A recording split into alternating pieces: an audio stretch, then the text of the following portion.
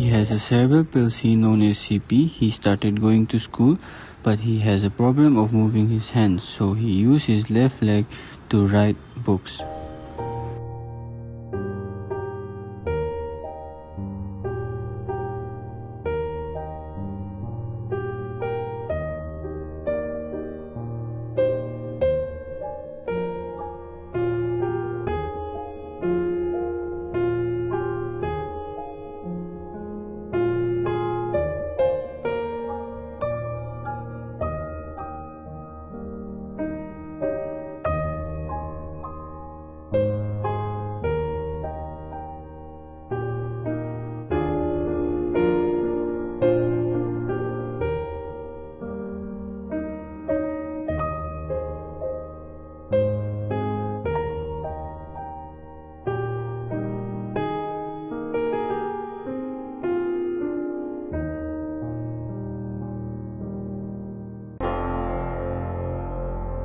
Break-Free Solutions, brought to you by Project Discovery, supported by Enable India and Google.